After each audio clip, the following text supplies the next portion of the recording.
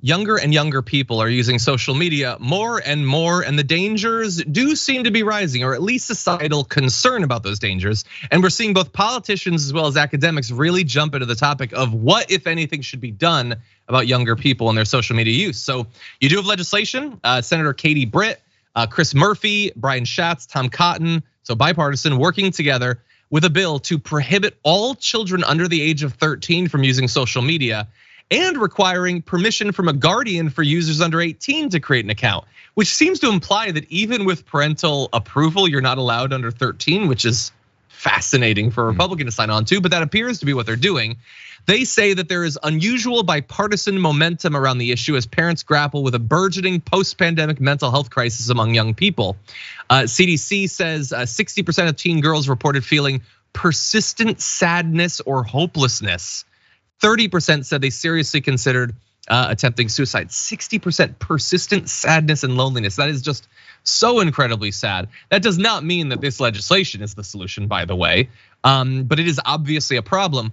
And just recently this week, the APA, the American Psychological Association, has issued new recommendations and guidelines for kids using social media. They have 10 different recommendations they have given to parents, teachers, policymakers, tech companies, healthcare workers, sort of a holistic approach to this, including things like urging parents to monitor children's social media activity, minimize their exposure to content that encourages self-harm, eating disorders, and other high-risk behavior, as well as limiting not just overall social media content use, but specifically things having to do with beauty and appearance, which is believed, you can take it with a grain of salt, to increase expectations and feelings that they're not measuring up, some of the sadness and loneliness that we're talking about. JR, you have a child who I assume uses social media. What do you make of all this? Yeah, I wanted to which degree, or which ones, because tons of kids watch, say, like YouTube, and those could have those same effects. And is that a social media app? Yeah, because people interact and people discuss and all that stuff goes down on there, but also people just watch their shows. So to what degree is that going to be limited? It's kind of a tough thing to implement, and I understand. I fully understand the reasons behind it, because yeah, there is problems with young folks feeling like this is the way society is, or being affected by, because that's what they see, that's what their interaction is, that's what their experience is. Ours were much different, but those had those issues too in interacting directly with folks. But it's weird that our solution comes to always some kind of punitive or some kind of barrier put up, or some kind of a way to restrict folks from doing things, rather than investing maybe in our mental health access. Investing in the way that we communicate with each other, the way that schools have folks in place. There was a story that was pitched earlier from my meeting where there was this school that was ousting all health type of folks, mental health people, and any access to that type of stuff, because we're not here to actually help humans. We're here just to churn out this machine-like process of teaching folks whatever it is that we want.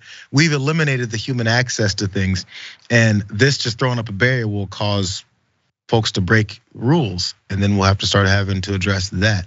I get the reasons. I just am not sure if this is the right approach, Yeah, I mean, I have to assume that, look, kids are clever. Kids are gonna get around things. It will have an effect, but it's not gonna stop every kid, dedicated, kids. They're gonna sign up with fake, ages and stuff like that. Like, how many times have we all been asked to confirm our birth date online? Now, yes, there are somewhat more sophisticated solutions recently, but could you eventually see a black market for unlocked phones that allow you to get onto it and everything? I don't know. The issue is that this stuff is damaging and appealing. People want to engage in these online, effectively, competitions of personality and appearance that can have really corrosive effects on the losers as well as the winners, by the way. Who is actually winning out from any of this? Again, that does not mean that this piece of legislation is the solution, or that any piece of legislation is the solution, but it is complex. It is something that does need to be grappled with. And so thankfully, at least some people are paying attention to it.